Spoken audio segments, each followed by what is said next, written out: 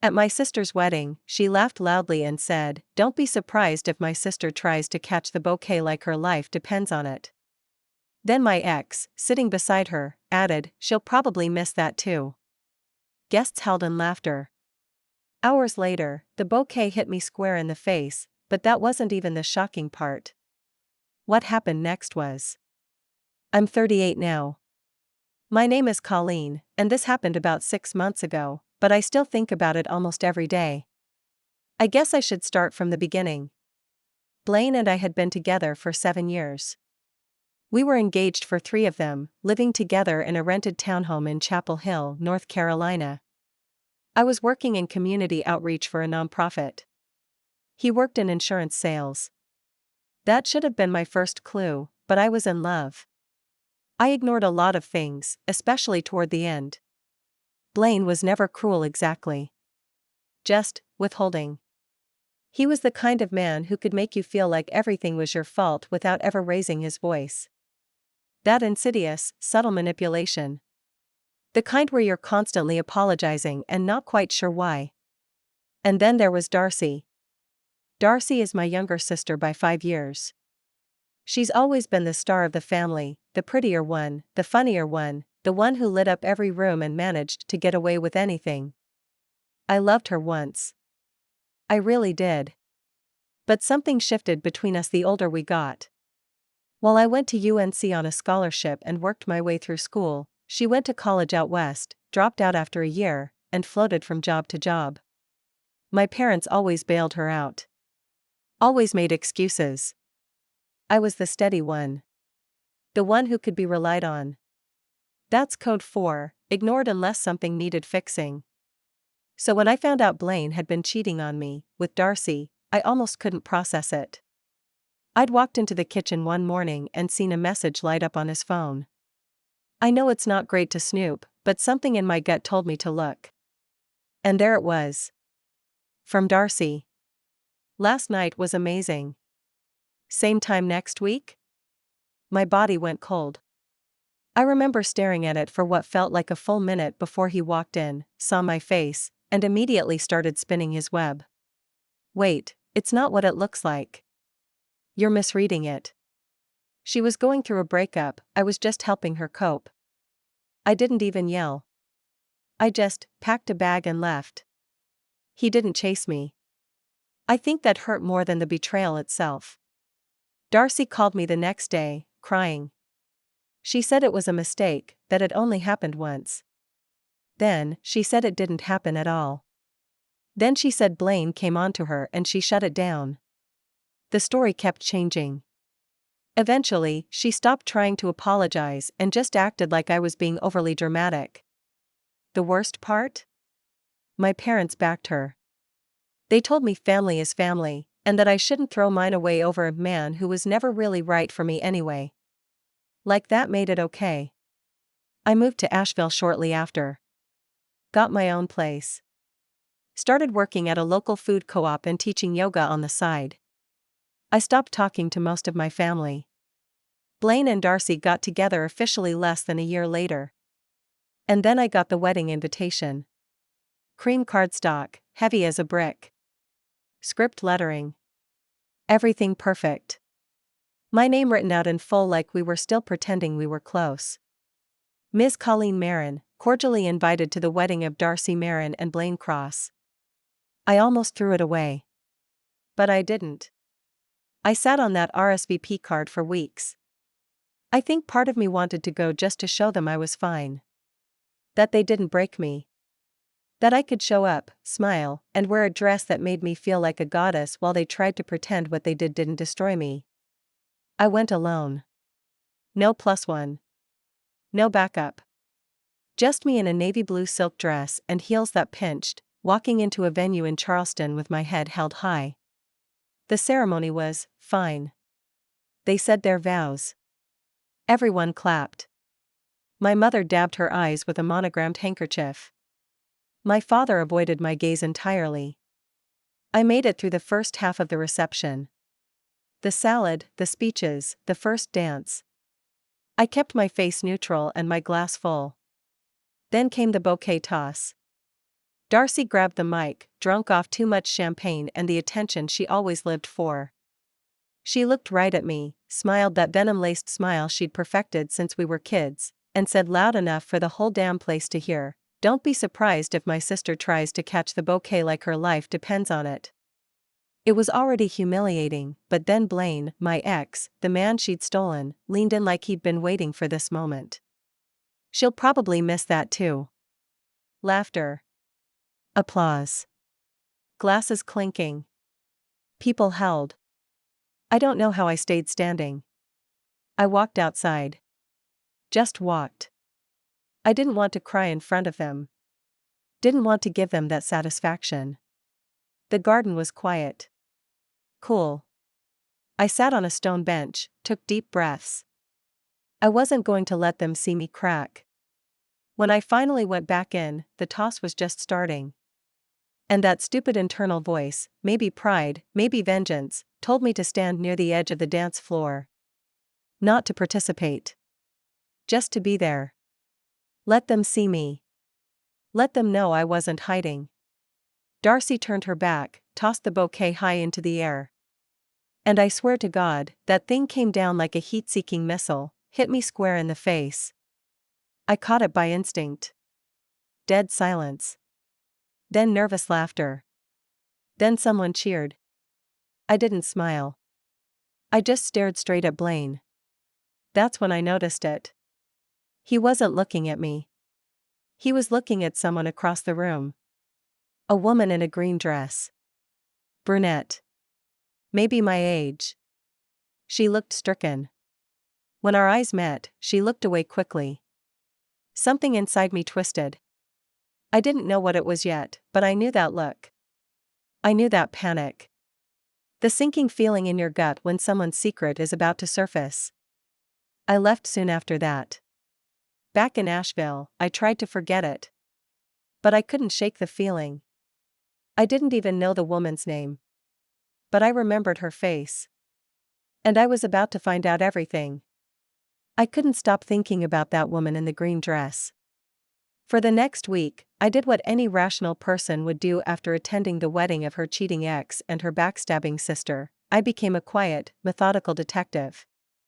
I remembered a few key details. She was seated near Blaine's side of the family, she wore emerald green satin, and during one of the speeches, I'd caught her briefly talking to Blaine when she thought no one was looking.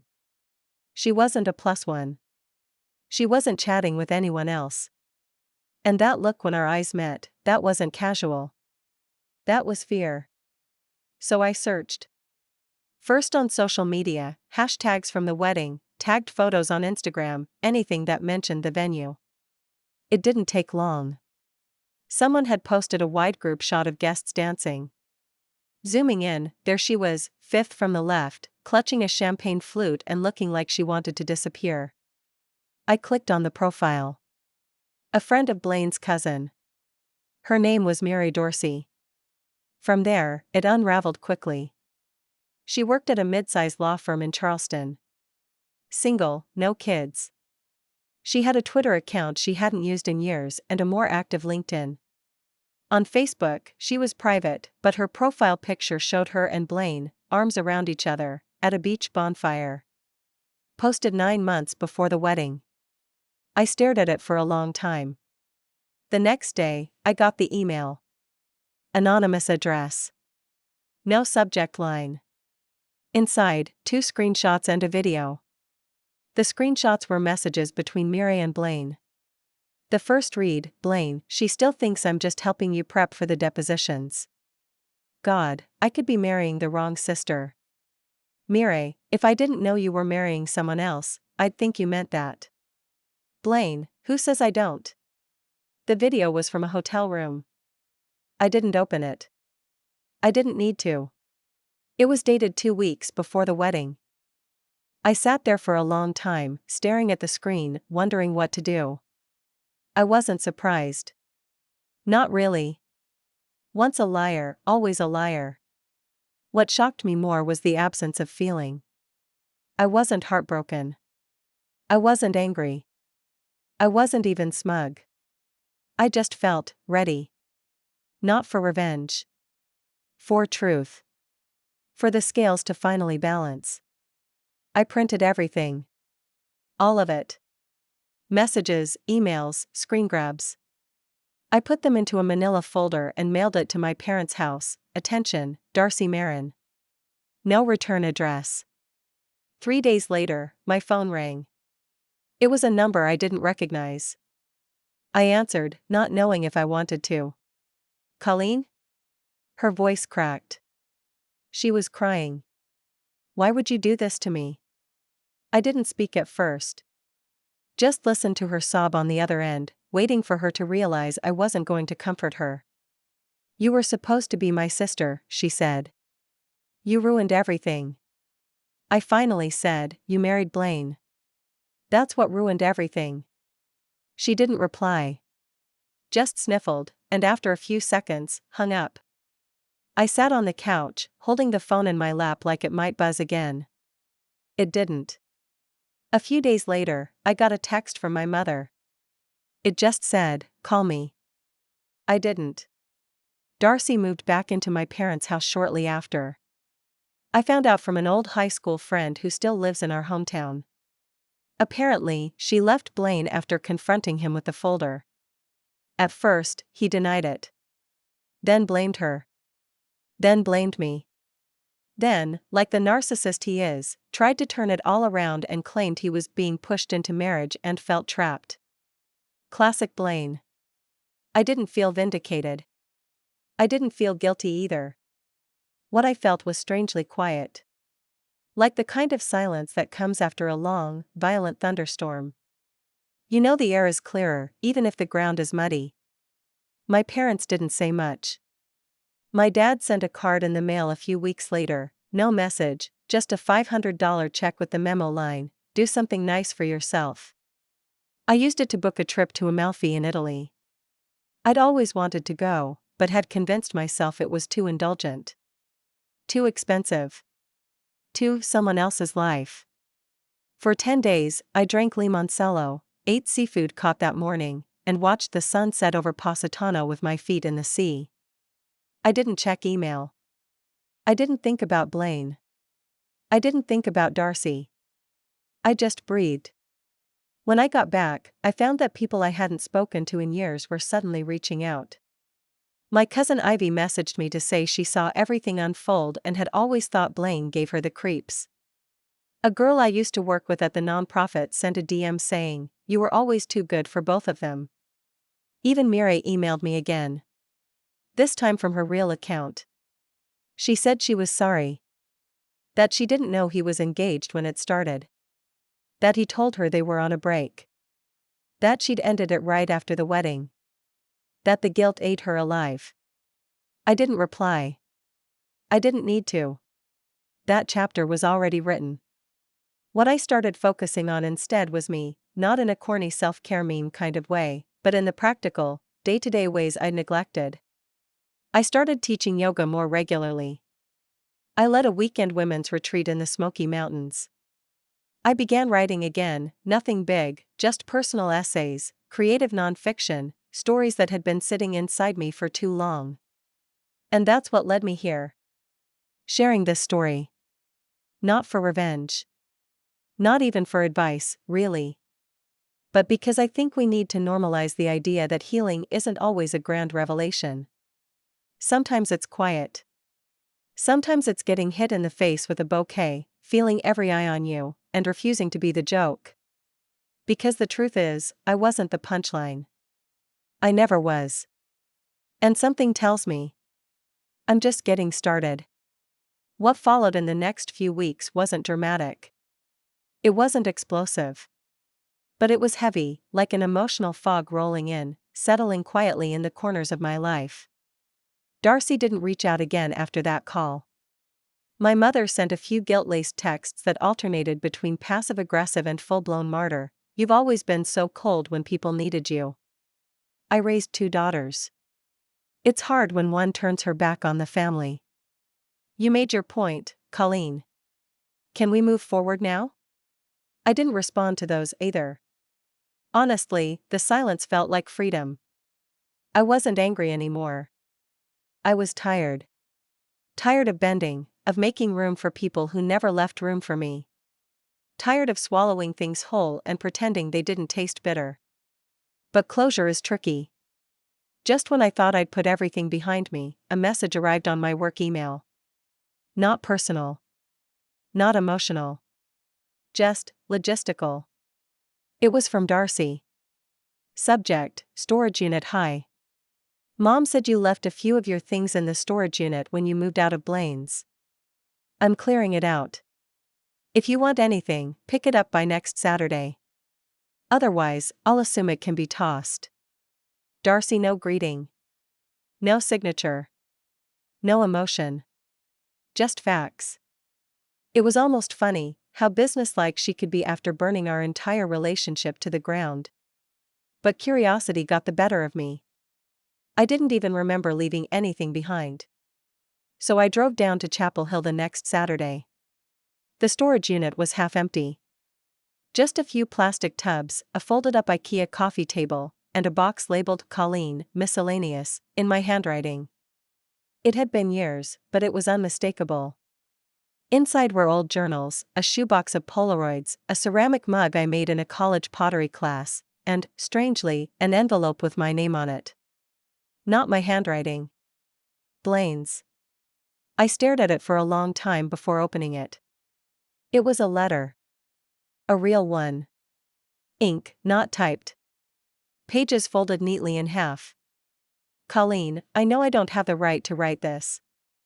I don't expect forgiveness, and I sure as heck don't expect you to read this far. But I guess I just wanted to say a few things that I never said when I should have. Because if I don't say them now, I probably never will. What happened between me and Darcy, it wasn't planned. That doesn't make it right. It just makes it stupid. We got close when you started pulling away, when work got hard, when we were barely speaking. That's not an excuse, just context. The truth is, I missed the version of you who used to laugh at my jokes. The one who looked at me like I mattered. When that started fading, I went looking for it somewhere else. I was a coward. You didn't deserve what I did. You're stronger than I ever was. And every day I wake up and wonder if I ruined something real because I was too small to hold it. You were never the problem. Blaine. I read it once, then again. Then I folded it up, placed it back in the envelope, and slid it into my purse. I didn't cry. I didn't feel vindicated. I felt tired. Tired of people telling me things too late. I left the storage unit with just one box. The mug, the journals, and the letter. Everything else I donated or tossed. Back in Asheville, something shifted in me. I started sleeping better. I felt lighter. Maybe because I knew now, without a doubt, that I'd never been the one who failed. That no matter how they'd tried to spin it, I hadn't missed anything. They had. Darcy's life was unraveling in quiet ways. I wasn't checking obsessively, but I'd occasionally hear things.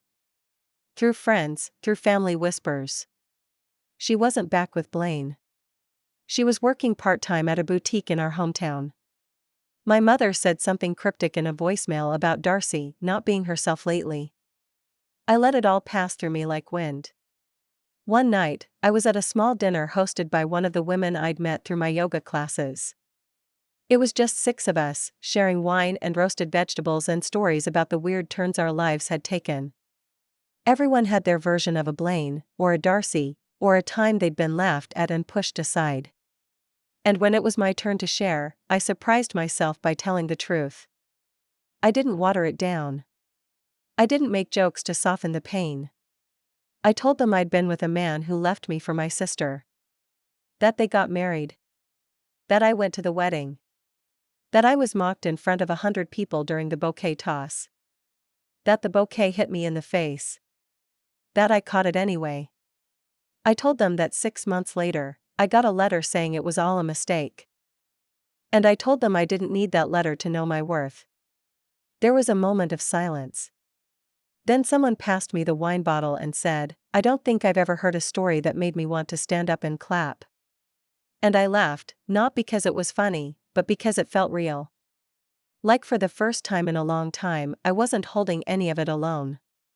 A few weeks after that dinner, I got a call from a number I hadn't seen in years, Martha Ellison, my old boss from the nonprofit I used to work at in Chapel Hill. I almost didn't pick up. But something told me to. "Colleen," she said, voice warm. "You always did land on your feet." I smiled. "Trying to." She explained that the board of a new local initiative was looking for someone to lead a regional project, women's advocacy and resource building across underserved counties. It would involve managing teams, leading training sessions, and representing the project at national events. It was ambitious. It was big. It was exactly the kind of thing I'd been told, for years, I wasn't enough for. "You'd be perfect," she said. "But I'm going to warn you, it'll be public. There'll be media. You'll have a platform." I took the job. In the first 3 months, we secured funding for 2 new domestic violence shelters. We built a partnership with UNC. I spoke on local radio and a statewide women's panel about recovery after emotional oppress and starting over in midlife. I didn't use names. I didn't have to. But people knew. Chapel Hill is smaller than people think, and word travels fast. I started getting messages, old friends, ex-colleagues, even some of Blaine's former clients, asking to meet, to collaborate, to help. And then one day, the message I didn't expect came in, from Darcy Marin. Subject: interview request. "Hi Colleen, I saw your name listed as a speaker for the upcoming Women's Professional Summit in Raleigh. I just applied for an event coordinator role there. I didn't realize you were involved. Would it be okay if I used you as a reference? I know things between us aren't great. But I'm trying to build a new life and career, and I'd really appreciate the help." Darcy. I stared at the screen for a long time. Let me be clear, she wasn't apologizing. Not really. She didn't mention what she did. Didn't acknowledge the wedding. The jokes. The humiliation. Or the years it took me to climb out of the crater she helped dig. But what she was doing was asking for a hand up. From me. The sister she tried to ruin. I drafted a reply. Deleted it. Drafted another.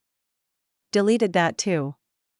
Then finally, I typed the one that felt right. "Darcy, thanks for reaching out. I saw your name come through the applicant portal.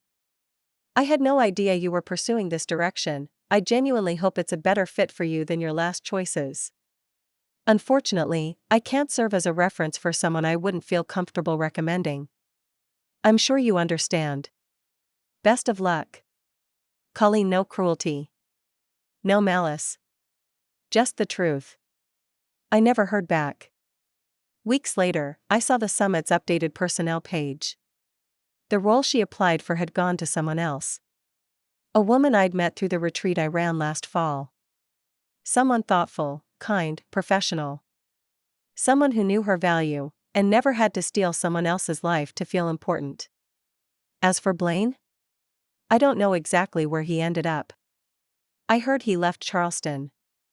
Tried to start over somewhere in Atlanta. I've been told he's still in insurance, though he's jumped agencies a few times. Last I heard, he was in a relationship with someone 10 years younger, and things were complicated. Classic. I don't think about him much. Not in the way people expect. There's no ache anymore. No longing. Just a sort of distant gratitude. Because without him, without the betrayal, the public humiliation, the silence from the people who should have defended me, I might have kept playing small. I might have married him. Might have made a life out of something that was never real. But I didn't. Instead, I caught the bouquet. Got hit in the face with it, sure, but I caught it. And then I walked off the dance floor and built a whole new world from scratch. Now, when people say my name in rooms I've never entered, it's not as a punchline. It's as the one who rose.